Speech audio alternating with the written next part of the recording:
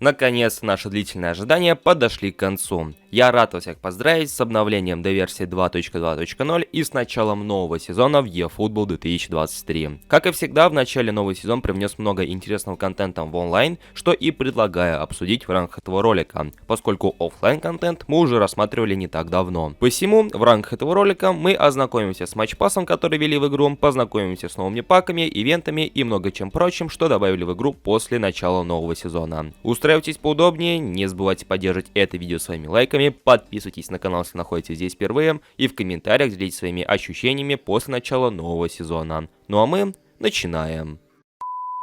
Я знаю, что на мой канал подписаны не только игроки на ПК и консолях, но и игроки на мобильных устройствах. И если вам необходимы монетки в eFootball, то я могу порекомендовать вам вот этот телеграм-канал. Продавец работает на рынке уже несколько месяцев, и банов за ним замечено не было. Все надежно и без обмана. Телеграм-канал eFootball Shop, ссылка в описании и в закрепленном комментарии.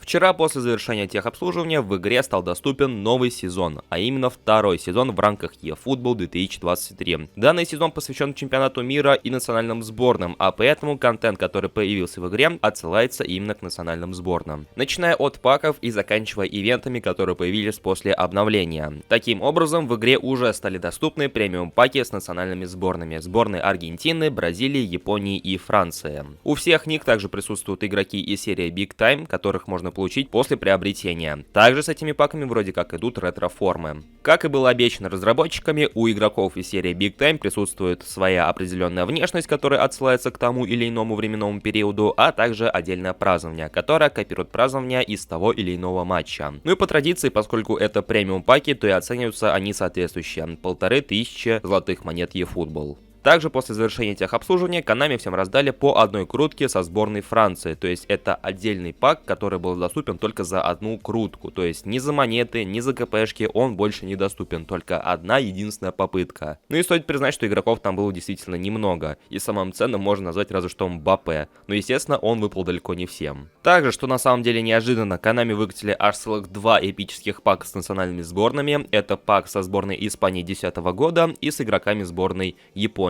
Все как и обычно, 150 игроков и только 3 игрока, которые вам необходимы. Также в последний раз, судя по всему, в этом году была обновлена команда недели, а именно ее клубная версия. И на самом деле стоит признать, что она выглядит очень даже скромно. Даже чересчур плохо, я бы сказал. Поэтому бесплатная крутка и золото я бы на это тратить не стал, если честно.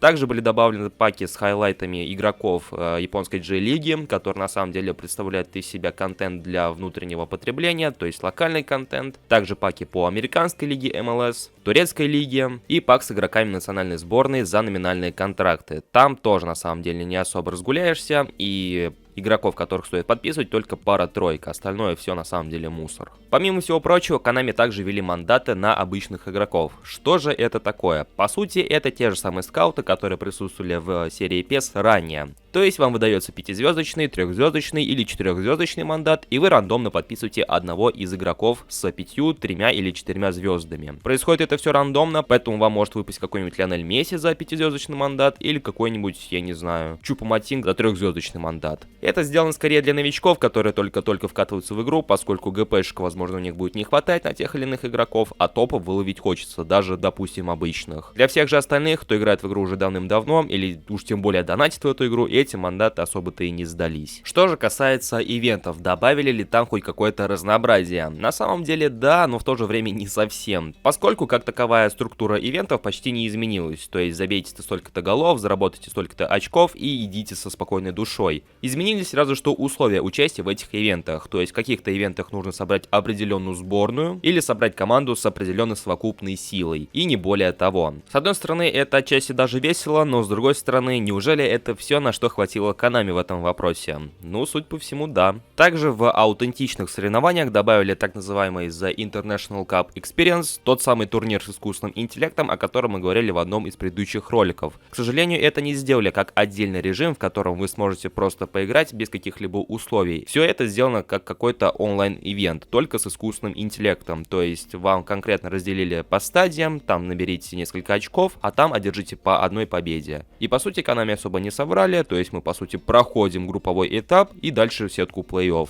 С другой стороны, все это оформлено как обычный ивент, без какого-либо разнообразия и без какого-либо творческого подхода. Поэтому за этот ивент можно зачесть плюс, но в то же время и минус, потому что хоть что-то новое, но по старой схеме. Следующая, но не менее интересная часть — это матч-пасс, который вызывал множество вопросов как до релиза, так и после него. И если до релиза вопросы были наподобие «что это такое?», то после релиза насколько выгодно брать эту хрень. Матч-пасс или же пропуск на матч — это по сути награды, которые вы получаете за то, что играете матчи в eFootball. И по сути есть три варианта матч-пасса: обычный, стандартный, который присутствует у всех игроков, ценный и премиальный. Разница лишь в том, что различаются немного награды за матчи. У ценного они неплохие, у премиального еще лучше по сути. Но если сравнивать ценный и премиальный, то там разница небольшая, несущественная. И поскольку у всех игроков по стандарту присутствует обычный матч-пасс, то в принципе вас никто не заставляет тратиться на это. Но Konami поступили достаточно хитро, выкатив премиальный и ценный матч-пасс по скидке, то есть сейчас можно подписать за 250 и 500 монет соответственно. Так сказать, опробовать и решить для себя, необходимо ли вам это или же нет, потому что уже потом, после обновления и завершения первой стадии матч-пасса, он будет уже стоить немножко дороже, то есть около 500 и 1000 монет eFootball. Я лично для себя не вижу смысла приобретать ни ценный, ни премиальный, поэтому тут уже выбор за вами. В принципе, попробовать можно, поскольку Konami наградили игроков множеством монеток после старта сезона, поэтому почему бы не попробовать. И подведу итог по всяческим активностям, которые также ввели в игру после старта нового сезона, потому что после него складывается ощущение, что игра в онлайне стала несколько живее. То есть я это к тому, что если новички захотят опробовать eFootball, то игра встречает их с распростертыми объятиями. По сравнению с предыдущими апдейтами и по сравнению с обновлением, которое было в апреле, в игре появились подсказки по каждой из доступных вкладок. То есть даже если вы играли в игру до этого, вам все равно будут выскакивать подсказки, которые расскажут, что из себя представляет та или иная функция или та или иная вкладка, что на самом деле не менее важно. Также введение тех же мандатов также поможет игрокам собрать неплохую стандартную команду на начало, а там уже они будут как-то самостоятельно. Более того, были введены дебютные задания, которые представляют из себя незамысловатые задания, за которые можно получить неплохие плюшки, то есть те же самые ГПшки, очки прокачки, которые необходимы игрокам на старте, ну и заработать лишние пару-тройку золотых монет, они там тоже присутствуют. То есть, если бы все это присутствовало еще в апреле, то я более чем уверен, у нас всех сложилось бы положительное впечатление об игре. Но уже сейчас, конкретно для нас, кто играет в игру достаточно давно, это все просто приятные активности,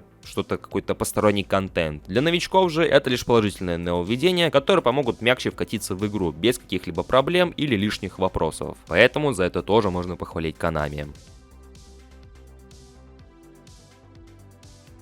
Итак, насколько же годным получилось это обновление? Оправдало ли оно наши ожидания? Здесь все зависит от того, насколько игроки завысили свои ожидания от ноябрьского обновления. Лично я их не завышал, а поэтому обновлением более чем доволен, потому что я считаю, что вот это вот обновление контентом в онлайне — это максимум, который может сделать и предложить Konami. Здесь вопрос нужно ставить несколько иначе. Насколько разнообразным бы Konami могли сделать контент, исходя из того, что у них уже есть? И я опять же говорю про ивенты, потому что, имея под руками все необходимые инструменты, из ивентов можно сделать что-нибудь поинтереснее, нежели то, что мы имеем сейчас. Да, они ввели новые условия для участия в ивентах, но это далеко не предел для них. И жалко, что Konami пока что это не осознают. Но это опять же вопрос другой. По наполнению игры контентом, теми же карточками, опять же ивентами, Konami в принципе справились неплохо. Будем надеяться, что по ходу второго сезона Konami не подкачает и с остальным контентом, что команда неделя, исходя из национальных выступлений, будут интересными, годными, и ивенты будут также пополняться разнообразным контентом. Ну а как считаете вы, дорогие друзья?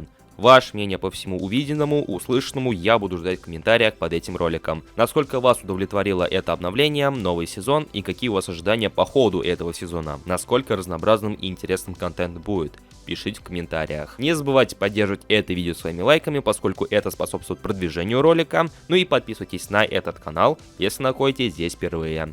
Я всех благодарю за просмотр и желаю вам приятной игры, будь то в eFootball или же в Pro Evolution Soccer. Всем удачи и до скорых встреч!